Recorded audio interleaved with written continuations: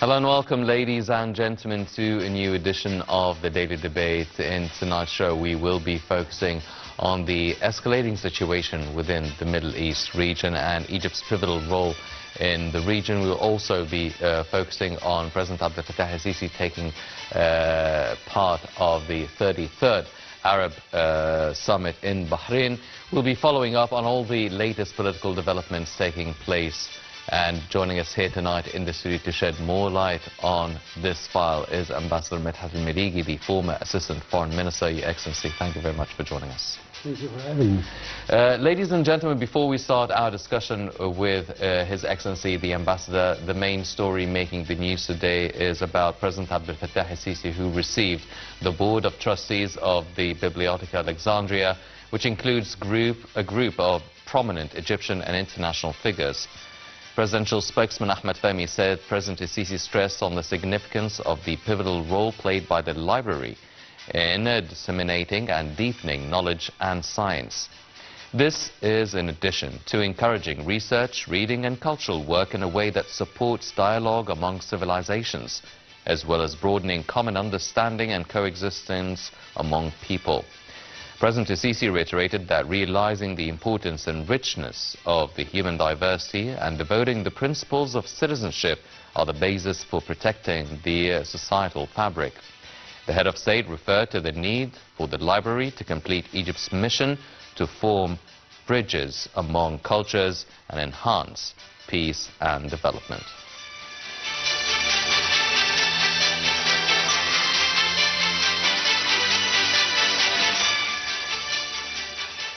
This was the main story making the news today. Now let's check out this report regarding Egypt's warning of the escalating military dangers within the region, and we'll be right back.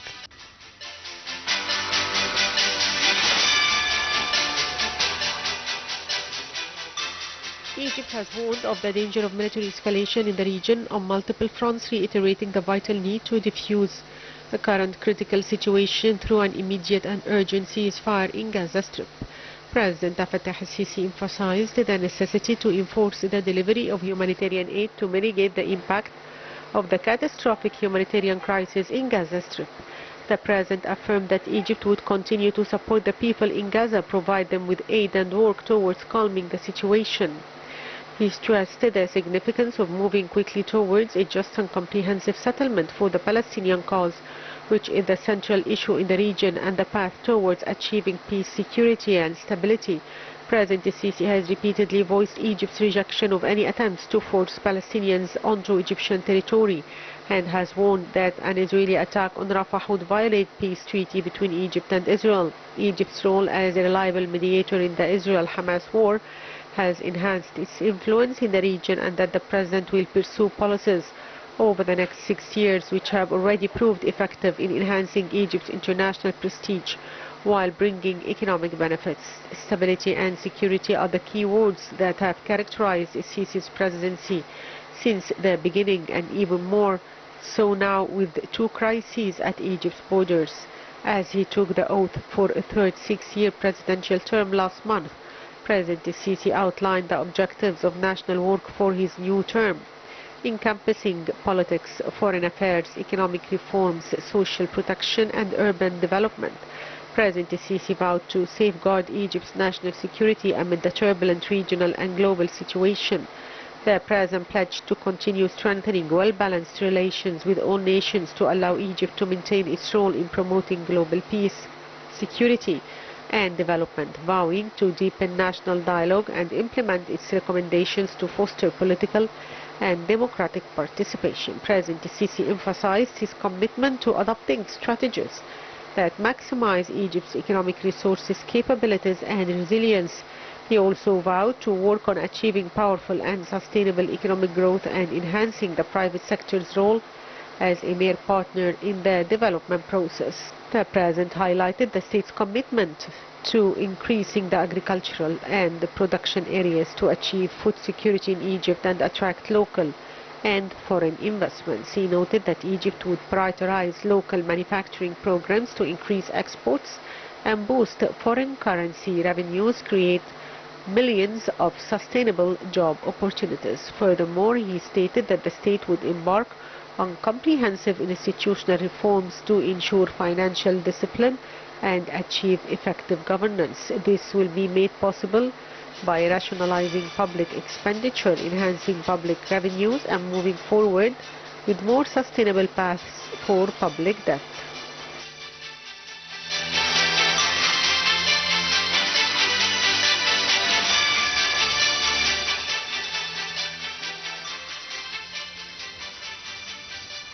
Welcome back, ladies and gentlemen. Starting off our discussion with His Excellency Ambassador Meligy. Your Excellency, where should we start? I mean, so many developments taking place. We can talk about the offensive in Rafah. We can talk about the helicopter crash of the Iranian President, Ibrahim Raisi. I mean, so many things are going on. Let's start with the situation in Rafah. Now, everybody has been talking about and warning of the escalations that would result from the Rafah offensive. There was last week, or maybe 10 days ago, the agreement or the proposal for a ceasefire was actually accepted by Hamas. However, Israel did not accept. So let's start from there. What were the reasons? I mean, Egypt really worked with Qatar and the US on reaching some sort of a deal that Hamas actually as well accepted, but Israel didn't accept it, and it went on with the Rafah offensive, and they are quite adamant that they will still continue and finish the job in Rafah. Well, first of all, I beg to differ. I mean, this is not the most pressing issue right now. I think that the International Criminal Court decision to summon the Prime Minister of Israel and his defense minister, along with 3 operatives of Hamas. Yes. These are history in the making. And I think that even if we are going to talk about Rafah, which is a very important issue, since we've been discussing it since the 7th of October and the situation in Gaza. But now, for the first time, I have an official document by the international community, represented here by the International Criminal Court, that proves 2 things. First of all, that there are war criminals in Israel, which are the Prime Minister and the Defense Minister. And this is not something that we can take lightly, or we can take in as a tactic on the way. No, this is a turning point in the position of Israel as a state in the region of the Middle East. That's number 1. Number 2, we are going to see what are the reactions about all the countries that claim that they do respect the international law and what comes out of it in their regular behavior. This is what they have been teaching so many countries all over the world. I'm talking here about the Western countries in general, teaching us and other countries how to behave towards the international law. And here is an opportunity for us to see how they really do behave regarding when the international court that represents the conscience of the world would speak. How would they respect it? How would they show their respect to the resolution taken by the Prosecutor General of the world? I think this is something that we have all to learn from. The lessons that we have to withdraw from what happened is very important. But Your Excellency, the International Criminal Court, the International Court of Justice already, it made it official that crimes against humanity were taking place. And still a possibility until the final ruling. And it was an official statement. And also, Israel has been not as strong as this one. Yes, but they have been violating international law. Yes, from I mean, set by the UN for ages. Why should this be different? It is different because this time we are talking that there are several aspects here, by the way. One of the most important things that maybe a lot of people have overruled, which is that this court have recognized the Palestinian territory as an independent territory under its jurisdiction. And this is something that Israel have always denied. Now, the court, simply by saying that my jurisdiction is over the Palestinian territory, which includes Rafah, Gaza, includes the West Bank, includes Jerusalem, all this is coming from an international court of law. This is something that has to be respected. It is not a matter of negotiations that the Israelis always wanted. It's only going to be settled during negotiations. No, we don't need negotiations. There is an international court that has spoken and said that its jurisdiction, it's on these territories, which represent a sovereign land of the Palestinian people. There are so many aspects. That's why I said that I wanted to start with this, because this is history in the making, because nobody can come later on and claim that Jerusalem is not part of Palestine. No, East Jerusalem is part of Palestine according to the ICC, the International Criminal Court. Moreover, I think that we have also to see what is the reaction, especially of the United States, and how it respects the court. I mean, the United States have always been lecturing us about the respect of international law and about international institutions and their importance. They have used the veto several times to implement their strength according to the rules. So you have to respect the rules as you respected them when you used the veto against the whole international community. Yes. This time, it's your time to abide by the rule of law and not to defend Israel simply because Israel is the United States protege. No, there are rules now that you have to respect. There are so many levels of reading this new material, but I want to get back to the original topic that you mentioned about Rafah. Okay, but before we start, I mean, since you opened that door, so what if they do summon the Prime Minister, Benjamin Netanyahu, and the three leaders of Hamas? I mean, even if that does happen, wouldn't it be a little bit too late after more hundreds and thousands of Palestinian lives and Palestinian lives being lost in Rafah? I mean, if that does take place, if that actually happens, it will probably be after the whole operation is over. This would mean that simply their lives did not go in vain. There is accountability. They are going to be held responsible for what they did. And this is the most important thing. It's like crimes of torture. You cannot just say it's obsolete now. No, it will stay on the records and on the record of the state of Israel for as long as it lives. And this is why the importance of this decision of the Prosecutor General. But there is another issue, since you still want to go on this topic. Yes, please. We need some more clarification from the court. Why were the three leaders of Hamas summoned? First of all, those leaders are not, are according to the 51st article of the United Nations Charter. They are entitled to defend their independence or to claim their independence in this case. And in order to do so, they have the right to do whatever it takes against the colonial forces. So why they were summoned? What kind of act of terrors they perpetrated as stated by the Prosecutor General? And what evidence does he have? We don't have any evidence on that. I mean, we do have evidence on the Israeli intention to commit genocide and to commit crime of war. So, all right, good. But what about the Palestinian? What evidence do you have? I mean, you just repeated sexual assaults on Israeli women. You repeated about torture. You mentioned things about, of course, kidnapping. We know about the kidnapping. But we want to know what are the rights of the Palestinians to defend themselves against the aggressor since 1967. What are the rights? Why did you summon them during this?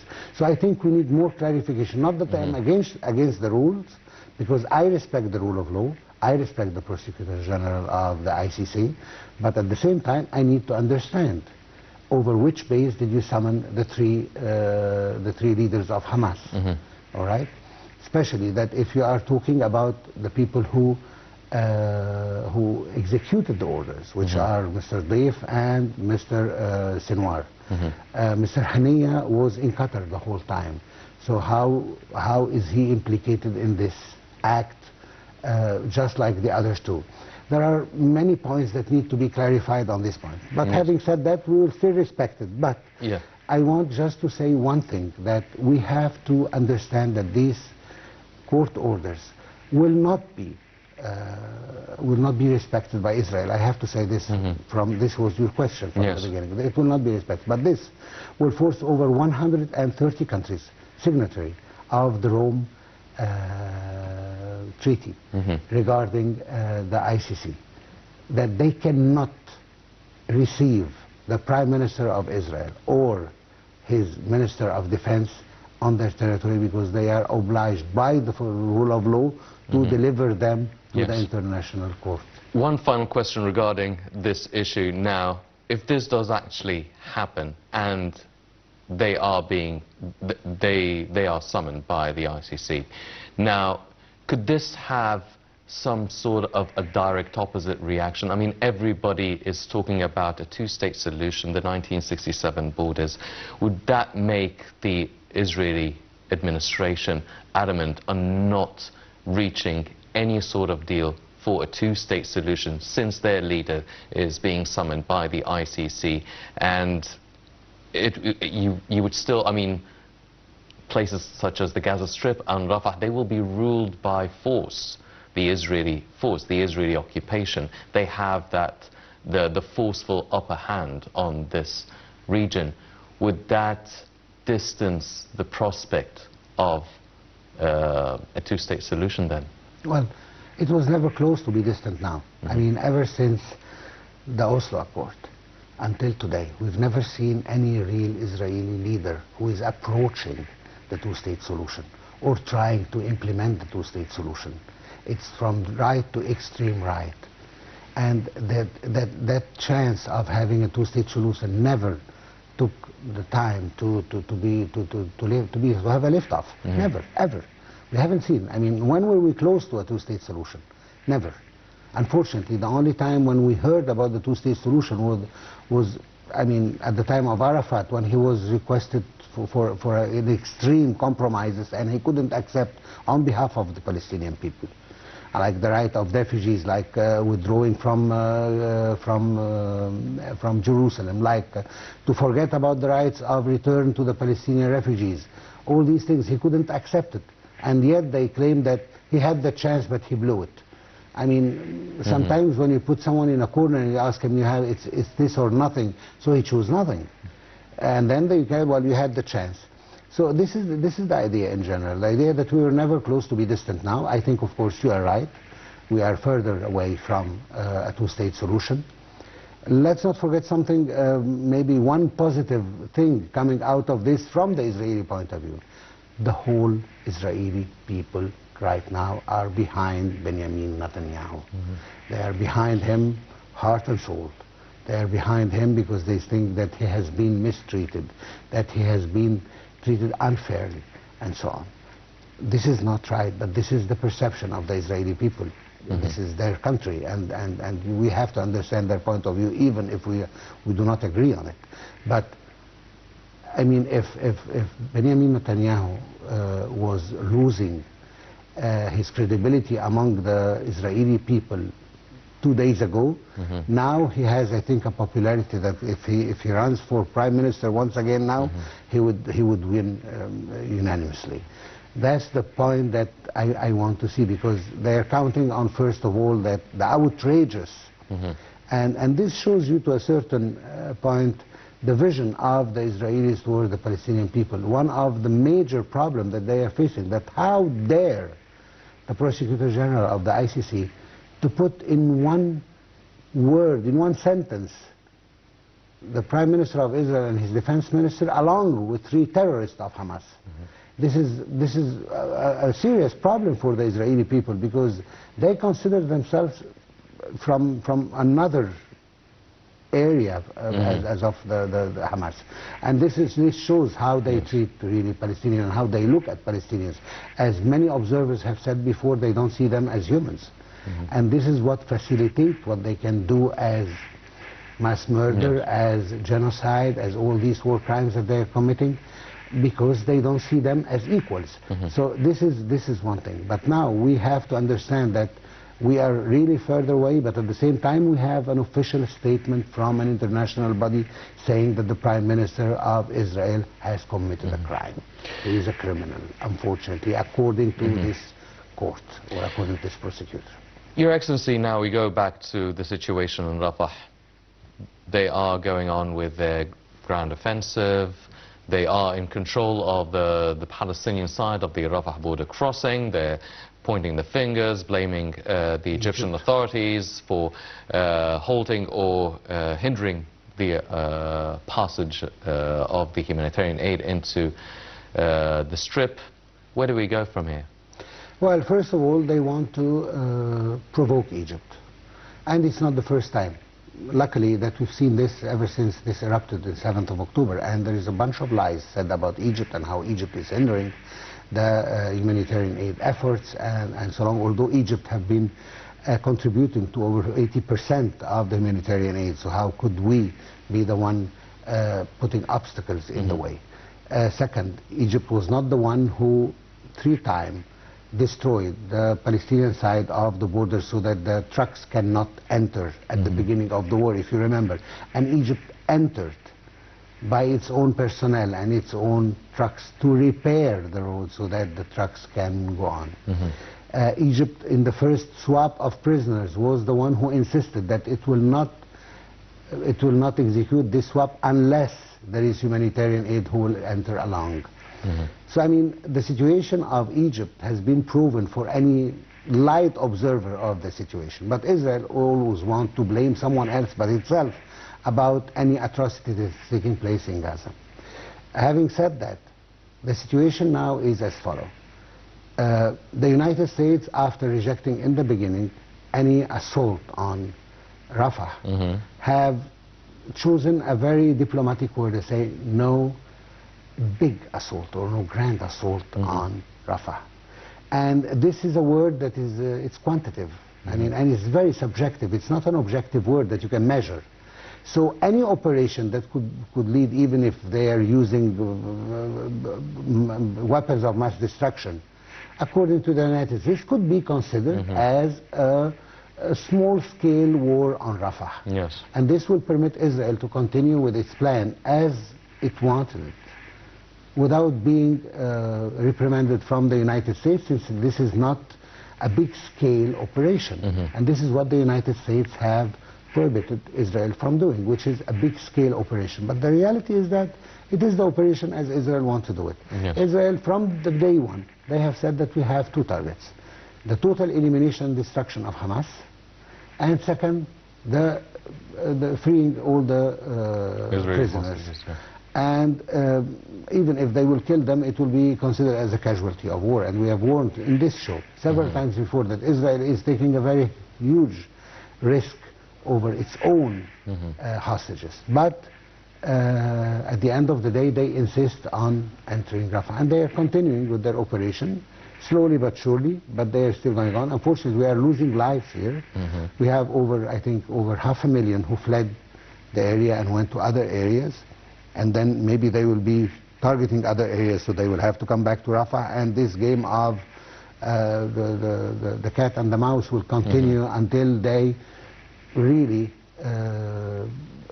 execute the targets that they want to execute. Unfortunately, that right now, after this court decision from the ICC, that Benjamin Netanyahu got some slack in time and in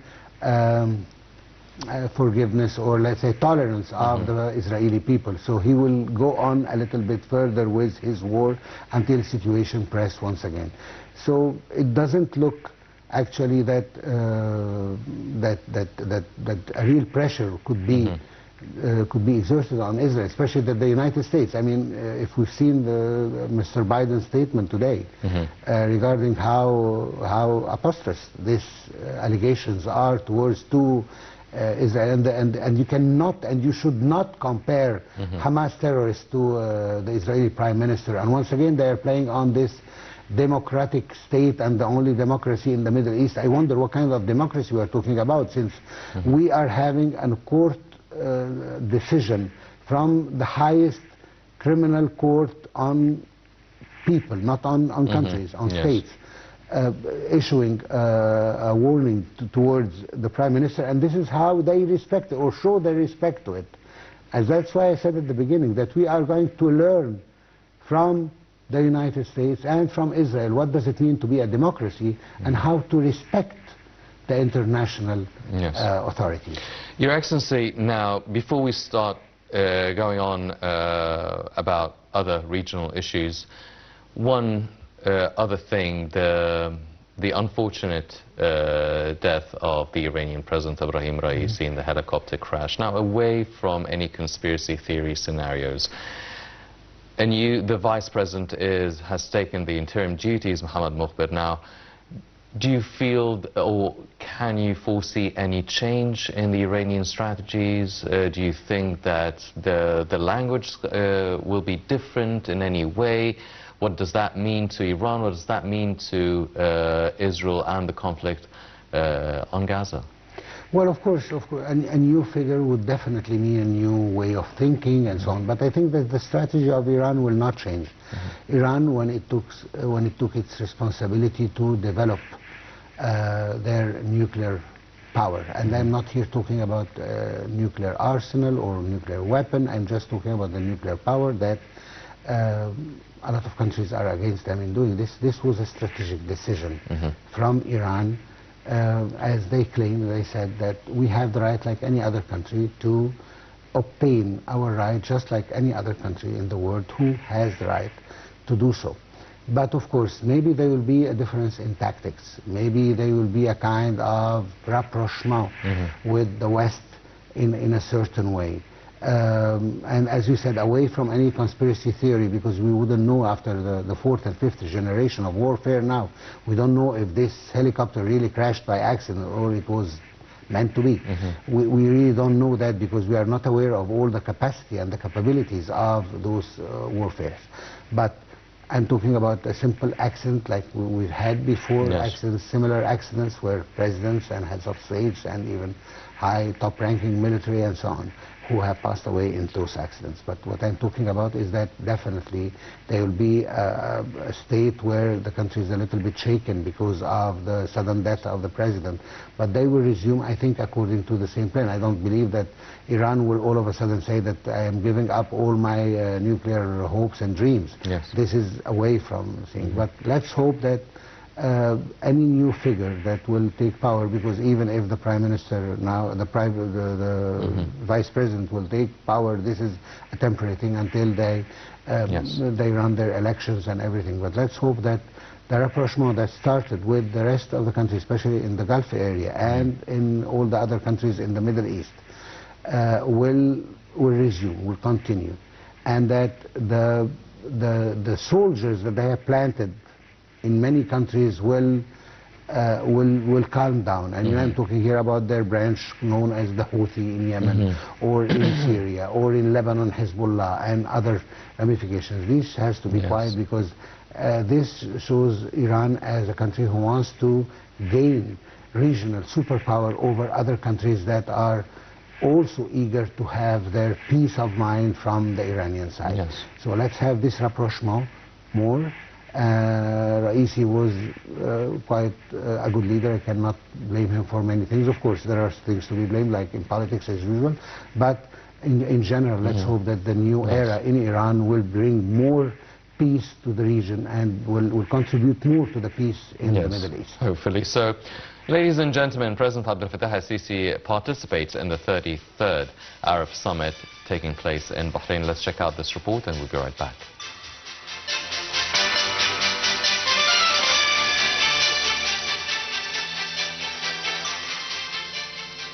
President Fattah al-Sisi attended the 33rd Arab Summit in Manama, Bahrain, emphasizing Egypt's commitment to coordinating with Arab brothers and unifying positions in light of the critical phase of the Arab region is experiencing and significant challenges it faces at various levels. The summit thoroughly discussed the Israeli aggression on Gaza Strip and efforts to resolve the current crisis to stop the bloodshed of Palestinian brothers and protect the besieged enclave from the humanitarian catastrophe it is facing. This situation has worsened with the ongoing Israeli military operation in the Palestinian city of Rafah, necessitating a clear stance from the international community against this move. The summit also addressed the situations in several Arab countries and how to restore stability in the region amid major crises, especially with the rapid changes on international and regional levels. Additionally, there was a focus on monitoring Arab joint efforts to support development trajectory for the benefit of all Arab peoples. President Sisi held several bilateral meetings with his Arab counterparts on the sidelines of the summit to discuss ways to enhance cooperation and mechanisms for joint coordination, as the President is always keen to meet with Arab leaders to discuss regional peace and stability. President Sisi met with King of Bahrain, Hamad bin Isa Al Khalifa, Saudi Crown Prince Mohammed bin Salman, Jordanian King Abdullah Al Thani bin Al Hussein, Qatari Emir Sheikh Tamim bin Hamad Al Thani, Palestinian President Mahmoud Abbas, Iraq's President Abdul Latif Rashid, and other Arab leaders.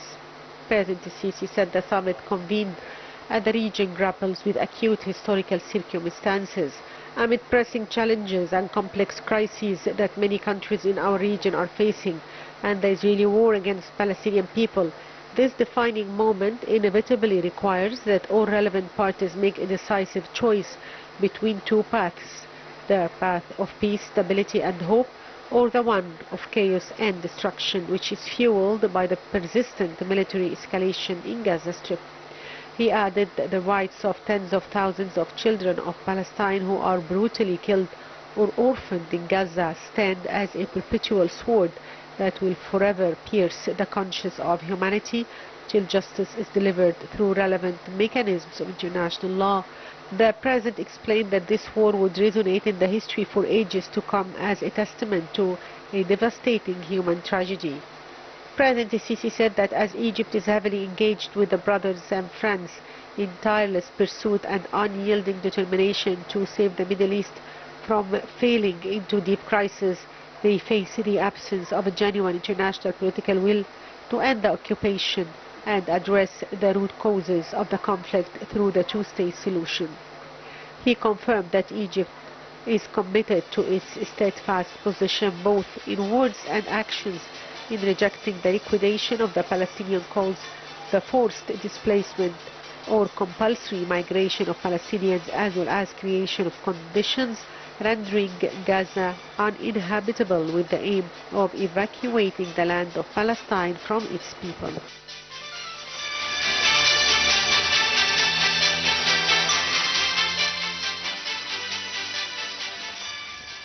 Welcome back, ladies and gentlemen. Continuing our discussion with His Excellency Ambassador Meligy. Now, obviously in the Arab Summit, the main issue has been the Gaza conflict, but also let's focus on another file, which is our southern neighbors, what's taking place in Sudan. What is Egypt's proposal, or what is Egypt's role in trying to solve the civil conflict that is taking place in Sudan? Because after the Sudanese people, we are the next in line in really feeling the repercussions of what's taking place in Sudan. Well, of course, first we are hit by the first grenade of this war. Of course, we all know the number of refugees, the staggering number of Sudanese refugees or from Egypt, not to mention the one of South Sudan as well. So we are having from both Sudans refugees here in Egypt, and we are welcoming everybody so far until this moment, because we know our obligation as a leading country in the African continent. Having said that, the situation in Sudan is deteriorating, unfortunately, and as we have said it on this show before, if you remember a few weeks ago, we mentioned the proxy war that is taking place in Sudan. And this is unfortunately the reason why it has been taking so long until we can control it. We have received here, we have negotiations with both parties, we have good relation with both parties in Sudan, but unfortunately Sudan is a wealthy country, and whoever will control Sudan will have his hand on a rich country. And that's why both of them don't want to make any compromise. And unfortunately, and this has been what Egypt have warned from the beginning, which is the creation of paramilitia, paramilitary forces. This is never a good sign in any country, and unfortunately President Bashir, when he did that, he thought that he was doing a good deed to his country by creating the rapid support forces. And those now are tete-a-tete, are confronting the Sudanese army and winning in some areas and losing in some areas, but actually it's a civil war. Civil wars pushed by external entities. We have to mention this, it's very important. We don't need to name names, but we know that there are entities who are encouraging this war and encouraging this warfare to continue simply because it fuels more money into neighboring country or well, countries in the region of the Middle East. So this proxy war is not a good sign. Egypt is trying to control it to the maximum. We are trying to help with the negotiations. We are trying to help with receiving refugees and so on, but it cannot go on like that. Unfortunately, the situation in Sudan is feeling out a little bit in the media, especially because of our eastern neighbors. I'm talking here about the genocide in Gaza. Since this is a colonial country that is oppressing a country that is under oppression, which is the Palestinian, for so many decades and so on, while the world see the Sudan case as a civil war between two fractions of the same people, and that's why they don't maybe feel the same kind of sorrow for them as much as they feel for the Palestinian and so on. But we have to clarify the importance of that what is taking place in Sudan is not less than what is taking. I mean, when we are talking about the war crimes, when we are talking about rapes, when we are talking about crimes against humanity, all this is taking place in Sudan. And it needs to be clarified so that the world can also give some more attention to the crisis. Your Excellency, because we're running out of time, so we have about 30 seconds. We spoke about our eastern neighbors, southern neighbors. What about Libya, our western neighbors? Libya is another proxy war, as we know that there is. That's why Egypt have always called for the retraction of all foreign forces and mercenaries out of Libya. And as long as there is the Libyan question is not going to be solved solely by Libyans, then we are going to have an unbalanced situation in Libya. We hope that they will listen to us. We are trying to protect our western borders. As you know, from the beginning, President Sisi have put the red line about where that they should not cross it, and they respected this. But there is the rest of Libya which needs to be respected, and the sovereignty of the Libyans and the desire of Libyans to run their country the way they want without any intervention from any foreign policy is and should be respected. And we hope that the foreign forces that are there and the perpetrators who are fueling this war for their own benefit will withdraw and leave the Libyans to their own country and discuss the issue internally. Well, ladies and gentlemen, everybody really loads the geographical location of Egypt, but it also really puts it right in the middle of many conflicts taking place within North Africa and the Middle East region, and Egypt does rise up to the occasion. It does talk the talk and walks the walk, and it's doing everything it can within all the negotiations, all the international summits and conferences, and we'll definitely be following all the developments here on Nile TV International. Unfortunately, that's all the time we have for this edition of the Daily Debate. Before we go, I'd like to thank His Excellency Ambassador Medhat Meligy, the former Assistant Foreign Minister. Your Excellency, always a pleasure having you with us on the show. Thank you very much for Thank you very much, sir. Ladies and gentlemen, please stay tuned for more coming up on Nile International. I'm Hani Saif. Thank you for joining us.